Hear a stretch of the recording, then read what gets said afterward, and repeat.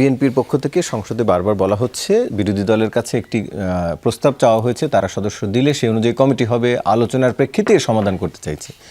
বিরোধী দল কেন সংসদে সে আলোচনায় না গিয়ে রাজপথে সমাধান করতে চাইছে? এটা কি আবারও আন্দোলন করে সমাধান করবে? আচ্ছা, এটা উত্তর দেবো, তার আগে একটু বলি। গণভোটের 4টা প্রশ্ন নিয়ে বাবুল ভাইয়ের সাথে আমি দ্বিমত করি। ওই যে ঘ নম্বরে যেটা বলেছে যে আপনি আপনার ইশতেহার অনুযায়ী করতে পারবেন, এটা মানে ক খ গ আপনি আপনার ইশতেহার অনুযায়ী করতে পারবেন, ব্যাপারটা সেরকম না। ক খ গ গণভোটে যেভাবে বলা আছে সেভাবে করতে হবে। ঘ নম্বরে বলা হচ্ছে 4 নম্বর পয়েন্টে এসে জুলাই জাতীয় সনদে বর্ণিত অপরাপর সংস্কার রাজনৈতিক দলগুলো প্রতিশ্রুতি অনুসারে বাস্তবায়ন করা হবে। মানে অপরাপর যে সংস্কার বাইরে অন্য যেগুলো আছে সেগুলো আপনি আপনার ইশতেহার অনুযায়ী করবেন, সেটা এখানে বলে দেওয়া হচ্ছে। কিন্তু ক খ গ এর ক্ষেত্রে আপনি ছড়ি ঘোরাতে পারবেন না, ওইটা গণভোটের মতোই করতে হবে। এখন স্টান্টবাজি কথাটা তো বায়ো সমর্থন করলেন, তাহলে তারেক রহমান কি স্টান্টবাজি করেছেন? তিনি তো বলেছেন হ্যাঁ ভোট দিতে। খেয়াল করে দেখেন, তিনি 29 জানুয়ারি তিনি কিন্তু বলেন না আপনারা গণভোটে ভোট দেবেন। গণভোটে ভোট দেবেন এটা বলার মানে হতো হ্যাঁ দিতে পারেন, না দিতে পারেন, আপনার খুশি। উনি ক্যাটাগরিক্যালি বলেছেন ধানের শীষে যেভাবে ভোট দিয়েছেন বা দেবেন সেভাবে আপনারা হ্যাঁতে ভোট দেবেন। তো আপনার গণভোটের প্রশ্নটা আসছে কবে? নভেম্বরের 13 তারিখ। আপনি ভোট চাইলেন কবে? জানুয়ারির 29 তারিখ। ততদিনে 2.5 মাস হয়ে গেছে। 2.5 মাসে কি আপনার মনে হয় না যে প্রশ্নে গোলমাল আছে?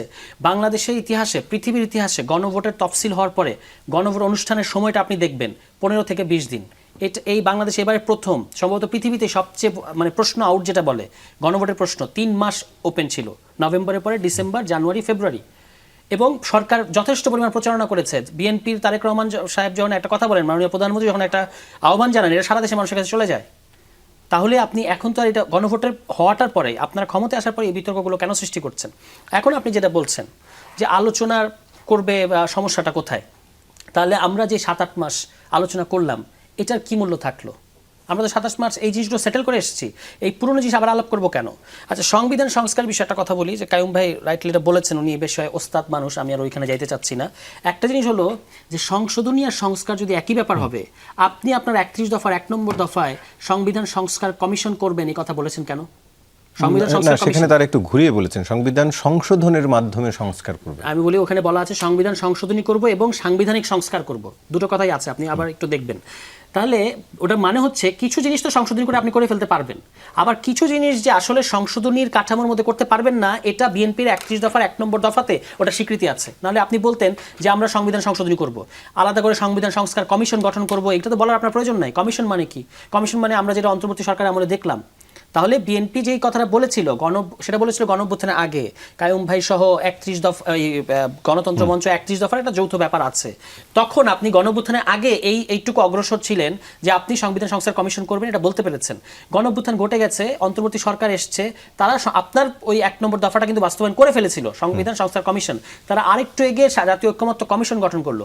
ওখানে যে আলোচনাগুলো হয়েছে আপনি কিন্তু বলতে পারবেন না এটা কোনো লেজিটিমেসি নাই। ওটা লেজিটিমেসি আছে এই কারণে সমস্ত রাজনৈতিক দল ওখানে বসেছে যারা জনগণকে প্রতিনিধিত্ব করে, এবং জনগণ বলে নাই যে তুমি এখানে বসতে পারবা না।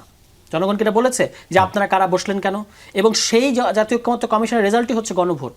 এখন তাহলে এই গণভোটকে তো বিতর্কিত করার কোনো সুযোগ নেই, আপনাকে গণভোটটা ইয়ে করে। এবং দেখেন আমাদের সালাউদ্দিন ভাই কি বলেছেন, আমরা 3.5টা মানি, অর্ধেকটা মানি না। এটার মানে কি? 3.5টা মানি অর্ধেকটা মানি না মানে হচ্ছে ওই যে আপার হাউস হবে প্রাপ্ত ভোটের অনুপাতে। উনি বলতে চাচ্ছেন ওনারা আপার হাউস পর্যন্ত মানেন কিন্তু প্রাপ্ত ভোটের ভিত্তিতে এটা ওনারা মানেন না। তাহলে এইটা তো আপনি করতে পারেন না, এটা হলো জনগণের উপরে নিজেকে স্থান দেওয়ার বিষয়। এই জায়গায় কি এখন মতবিরোধের মূল পয়েন্ট? অবশ্যই আপনি যদি সংসদীয় কমিটি করেন, ওই যেটা ওনারা বলছেন সংশোধনী কমিটি, এই সংশোধনী কমিটি তো ওই সাজেদা চৌধুরীরাই করে গেছেন, ওই সুরঞ্জিত সেনগুপ্তরাই করে গেছেন। পরে কি হয়েছে, ওইটার শেখ হাসিনা একাই ওটাকে আবার ঘুরিয়ে দিয়েছে। ফলে সংশোধনীর কথা যেটা কায়ুম ভাই ব্যাখ্যা করেছেন, এরপর আর আমার মনে হয় এটা বলা দরকার নাই যে সংশোধনী দিয়ে আমরা 17টা সংশোধনী পরে 18 নম্বর সংশোধনীর জন্য এত কিছু হচ্ছে না। ওই রিফর্ম ব্যাপারটা আসলে পলিটিক্যাল, এটা ওই টেকনিক্যাল কিংবা লিগ্যাল টার্ম সংশোধনী দিয়ে এটাকে পুরোটা ধরা যায় না বলেই এখানে সংস্কারের কথাটা এসেছে। জি।